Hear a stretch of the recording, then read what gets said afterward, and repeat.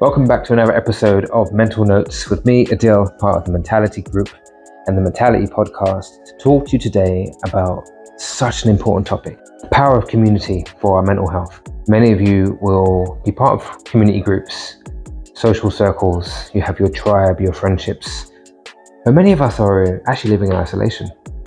Many of us don't have people that we can turn to and speak with and feel like we belong. And that can be incredibly isolating and detrimental to our mental health. We might not even realize it. You might think it's become quite normal that we just spend a lot of time by ourselves and we spend a lot of time alone.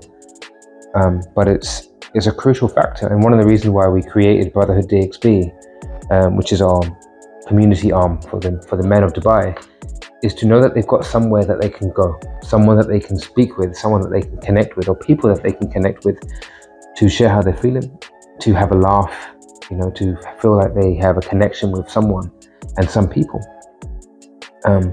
Humans are social creatures. We need community. We need that community support. We need to feel that level of connectedness, and it can in turn reduce that feeling of isolation, that we're going through it alone, that we have no one. The truth is, there's always someone. There's always people that we can resonate with, that we can connect with. We haven't got to be the exact same. We don't have to have all the same traits and qualities or think the same way, but there's something to be said about that connectedness, that feeling of togetherness, and how it can impact the way that we feel. Think about the last time you were with a bunch of friends and how that made you feel. Even if you weren't really engaging much with them, but just knowing that you have people around you. When was the last time you felt that? Even stressful times.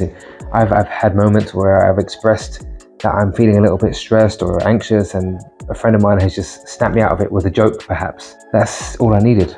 Or someone that equally could just give me a hug. Communities can offer us emotional support. Again, rather than going through things on our own, we can feel like we have people around us that we can talk to, that we can express our deepest, darkest emotions, or even just what we're feeling in the very moment. And I know we're not all, we don't always have access to people all the time, but this is where we maybe need to be proactive in our engagement and actively seeking communities and friendships. It allows us to tap into resources, to learn things from people. We don't always know how to manage situations, but with a group or bouncing ideas of other people, we stand a better chance of learning new skills to develop our resilience. Another thing that we could tap into now is that sense of belonging, that sense of purpose. Being part of a community makes us feel that we belong to something. It could be something as small as going to a volleyball group at the weekend or going on a hike. You build something with people, and it's a core need. Purpose and belonging are two core needs of us as humans, and without it, we can really go into a place of feeling lost, isolated, confused. Where do we stand in this world? What are we here for? A community can really add value to our lives, as you can hear, in so many different ways, and in turn, improving our mental health, driving serotonin, dopamine, happiness. We are thriving in the community, in a hub. As I mentioned before, we are social creatures. We need this for our survival. It's empowering. Being part of a community is empowering. Wherever you find yourself within that community, as a leader or as an advocate or someone that's just involved with it, it is empowering and promotes our mental health and our attitude to mental health. And the final thing I want to touch on is, when we go through things alone, things can often feel far bigger and more challenging than they need to be, or than they really are. And sometimes just having someone or some people to speak with about it, you soon realize that things aren't maybe as bad as we think they are.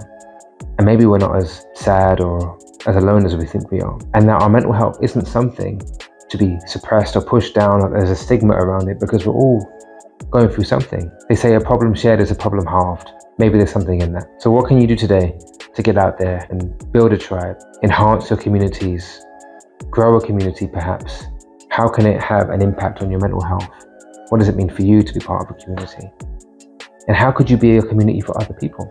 Lots of things to consider today. Thank you for listening. Drop a comment, like, share, or share with someone that actually needs to hear this today.